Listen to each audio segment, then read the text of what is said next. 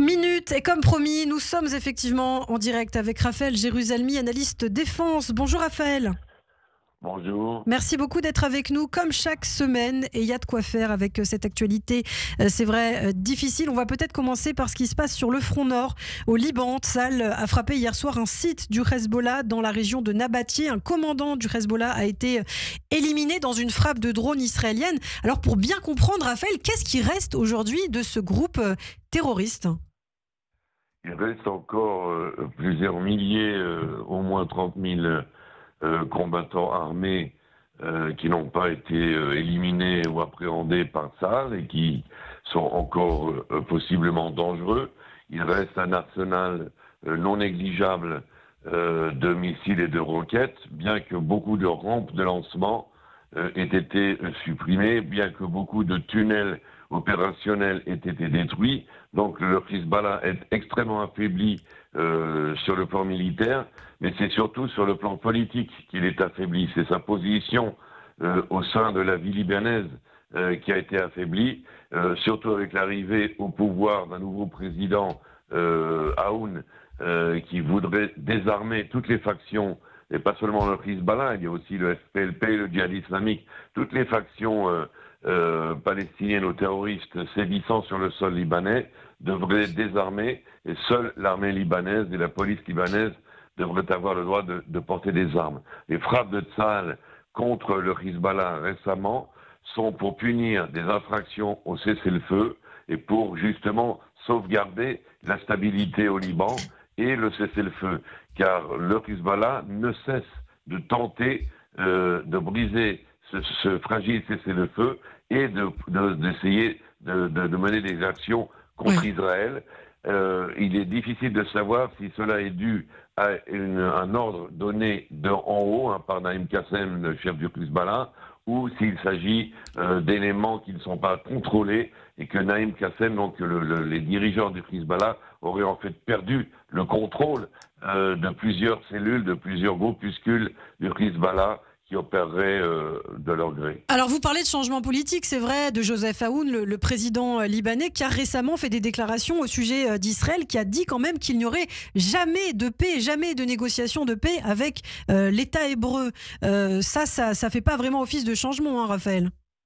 Non, pas vraiment. Et c'est encore un dirigeant libanais qui ne veut pas le bien de son pays, qui comprend pas, bien que ça soit clair comme de l'eau de roche, que le Liban ne peut se sortir de la crise extrêmement grave où il se trouve que s'il normalise avec les Israéliens, seuls du monde entier, seuls les Israéliens qui sont à la porte du Liban peuvent offrir au Liban un appui économique, technologique, s'il y a une normalisation, s'il y a une vie normale.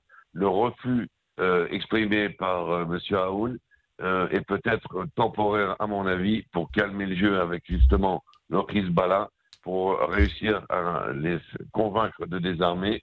Et je pense qu'avec une certaine pression américaine et des négociations pour l'établissement d'une frontière commune agréée entre Israël et le Liban, il pourrait y avoir un changement d'opinion du président libanais à ce sujet. Plus de voix à Beyrouth s'élèvent en faveur d'une normalisation avec Israël. Malheureusement, on est loin du compte. Oui. Les grands perdants dans tout cela, c'est aussi Israël, bien sûr, puisqu'il n'y a pas une paix avec le Liban. Mais en fin de compte, ce sont les Libanais eux-mêmes. C'est vraiment se mettre un couteau dans le dos. Alors on va rester sur le front nord du côté de la Syrie. L'armée israélienne qui va rester en Syrie sur les zones de sécurité à la frontière avec Israël. Des zones vitales pour l'État hébreu, c'est ce qu'a affirmé hier le chef d'état-major de Tsahal. Alors qu'est-ce que ça signifie? Pourquoi c'est si vital justement pour l'État hébreu de rester sur place? Nous devons absolument nous prémunir de deux grands dangers. Le premier, c'est le danger que le gouvernement en place aujourd'hui à Damas ne soit pas aussi sympathique qu'il veut le montrer, et que comme par le passé avec les talibans d'Afghanistan ou le gouvernement de M. Morsi en Égypte, ce nouveau gouvernement soit un gouvernement djihadiste dangereux. N'oublions pas que son dirigeant est une émule d'Al-Qaïda. Et puis le second péril, c'est le péril turc, sinon iranien, c'est-à-dire empêcher toute puissance néfaste, que ce soit la Turquie, qui semble la plus proche du but, ou l'Iran, de prendre le contrôle, de récupérer la Syrie qui n'est plus donc sous la férule d'Assad. C'est extrêmement dangereux. Je rappelle, c'est d'ailleurs mon article aujourd'hui sur le site d'I24 News, et que Israël, on le voit, est la force stabilisatrice aujourd'hui au Proche-Orient. Le Proche-Orient sombrerait dans le chaos. La Syrie a commencé par la Syrie d'ailleurs, s'il n'y avait pas la présence d'Israël, de Tsahal. Au Liban, c'est Tsahal qui tient en laisse la faction Hezbollah et qui laisse au nouveau président libanais la possibilité de faire ce qu'il a à faire. Certainement pas l'armée libanaise qui en est capable. En Syrie, c'est aussi une force stabilisatrice qui tient en laisse et qui fait bien attention à ce qui va se passer sur le sol syrien. Et en général, à travers le Proche-Orient, beaucoup de conflits, beaucoup d'instabilité est évité grâce à la force dissuasive d'Israël qui, en fin de compte, tient en laisse tout ce qui est néfaste au Proche-Orient. Aujourd'hui, par rapport aux Houthis avec l'aide américaine, la semaine dernière, ce sont les Israéliens qui ont aidé le roi Hussein de Jordanie à déjouer un attentat déstabilisateur des frères musulmans contre son régime. C'est nous qui aidons les Égyptiens dans le Sinaï contre les cellules terroristes qui opèrent dans le Sinaï. Donc regardez à quel point Israël se trouve partout et à quel point s'il n'y avait pas Israël, et grâce à la normalisation, grâce aux accords d'Abraham par exemple, il y a une sorte de pacification et nous sommes quand même encore ceux qui, pour tout le Proche-Orient, inclus l'Arabie Saoudite, tiennent en joue l'Iran. Oui. Donc voilà, c'est l'exemple même de la stabilisation de tout le Proche-Orient grâce à ce tout petit pays, Israël, qui joue un petit peu le rôle de gendarme. Oui. Alors c'est vrai que c'est pour nous protéger, mais indirectement, eh bien, ça maintient l'ordre au Proche-Orient. Et vous parlez de l'Arabie Saoudite, justement, est-ce qu'on se dirige là aussi vers une normalisation dans les prochains mois? L'Arabie Saoudite qui avait quand même conditionné sa normalisation avec Israël au seul motif qu'il fallait une reconnaissance d'un État palestinien. Mais est-ce que l'Arabie Saoudite pourrait justement passer outre et normaliser ses liens avec l'État hébreu selon vous? Oui, à l'heure actuelle, l'Arabie Saoudite a pour exigence une reprise des négociations en vue d'un peut-être un État palestinien. Donc c'est plus l'État palestinien en lui-même, oui. C'est juste s'asseoir à table et de négocier. Donc c'est clair et net que c'est pas une condition impossible à obtenir. Je vois d'ailleurs pas pourquoi on dirait pas oui, puisque ça n'engage à rien, on peut toujours négocier, on l'a fait par le passé, ça a duré des années, on est arrivé à rien. On peut faire la même chose aujourd'hui si on veut normaliser avec l'Arabie Saoudite.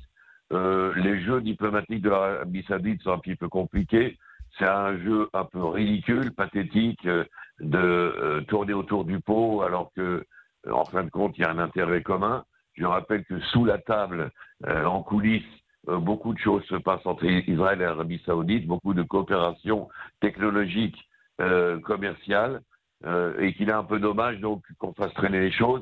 Mais je crois que c'est pas par rapport à Israël. C'est parce que MBS, le dirigeant de l'Arabie Saoudite, veut faire monter les enchères aux Américains. Il voudrait que Trump paye encore plus cette normalisation dont les États-Unis ont envie et dont Israël n'est en fait qu'un effet secondaire. Le vrai accord qui est sur la table, c'est tout ce qui va pouvoir avoir lieu entre l'Arabie Saoudite et les États-Unis, inclut l'autorisation par les Américains que les Saoudiens développent l'énergie nucléaire. Oui. Civil, bien entendu, mais c'est quelque chose qui est très important, et aussi beaucoup d'armements que MBS aimerait acquérir, dont les F-35. L'ennemi commun, on l'a bien compris, hein, c'est l'Iran. Alors on a vu ce week-end qu'il y avait ces pourparlers directs entre les États-Unis et l'Iran, justement. Côté israélien, on continue à croire que l'option d'une offensive militaire massive de Tsahal contre l'Iran est toujours à l'ordre du jour, même si pour l'instant Donald Trump ne semble pas vraiment pressé, hein, Raphaël. Voilà, alors une option qui serait réduite pour ne pas trop vexer les Américains. Alors si on la réduit, c'est encore pire parce que déjà l'option militaire d'une frappe des intérêts nucléaires iraniens est une option dangereuse, difficile à exécuter et qui ne ferait que retarder de peut-être 1 an et encore le programme nucléaire iranien. Donc c'est pas une option extrêmement extraordinaire. D'un autre côté, on n'aura peut-être pas non plus le choix parce que Donald Trump est en train de commettre une erreur qui pourrait être fatidique et non pas seulement pour Israël. Les Iraniens sont champions pour jouer la montre, pour faire tourner en bourrique les gens avec qui ils négocient. Ils vont donc tourner en bourrique les négociateurs américains, jouer la montre et pendant ce temps-là, évidemment, atteindre le nucléaire militaire. Et ça, c'est extrêmement dangereux. Et là, je peux dire que Washington se trompe. On ne négocie pas avec un régime comme celui des ayatollahs, qui n'est absolument pas fiable. Aujourd'hui, l'Iran est un État terroriste. Il n'y a rien à négocier avec eux. Sanctions, forces militaires, et surtout tout faire pour renverser ce régime, utiliser la CIA, utiliser les sanctions économiques, affaiblir le régime des ayatollahs, et certainement pas s'asseoir à une table de négociation. Eh bien, merci beaucoup, Raphaël. Merci pour ces précisions ce matin, pour votre regard sur l'actualité. Comme chaque semaine, on vous retrouve effectivement le lundi matin. Alors, je vous dis à la semaine prochaine avec plaisir. Radio J, le 6-9.